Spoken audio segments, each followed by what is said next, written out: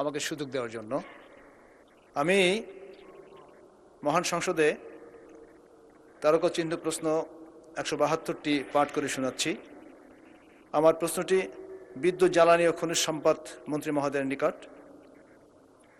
মাননীয় মন্ত্রী মহোদয়, অনুগ্রহ করিয়া বলিবেন কি, বর্তমানে বাগেরহাট জেলার মোরেলগঞ্জ ও শরণখোলা উপজেলায় বিদ্যুৎবিহীন গ্রাম আছে কিনা, থাকিলে তাহা কি, এবং উক্ত গ্রামে বিদ্যুৎ সরবরাহ করা হইবে কিনা? মাননীয় মন্ত্রী। স্পিকার,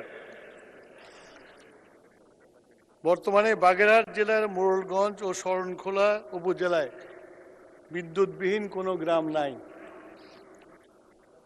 ধন্যবাদ স্পিকার।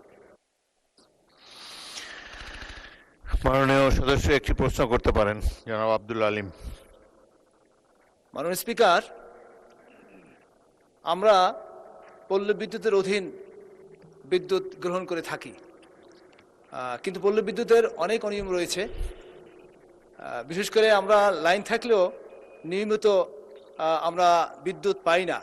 এটি একটি বাংলাদেশের প্রচলিত একটা রেওয়াজ হয়েছে যে বিদ্যুৎ কখন আসে, এটা হলো গুরুত্বপূর্ণ বিষয়। হ্যাঁ, তো আমি যেটা বলতে চাই সেটা হলো এই যে আমাদের গ্রাহকগণ তারা বিদ্যুতের যে মিটারটি ক্রয় করে নিজেদের অর্থ প্রদান করে, কিন্তু প্রতি মাসে সেই বিদ্যুতের ভাড়া দিতে হয় সেই পল্লী বিদ্যুৎকে।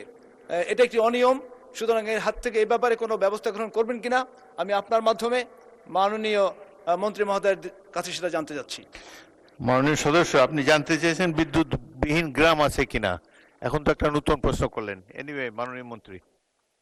স্পিকার, বিদ্যুৎ পায় না এটা বলে ঠিক না।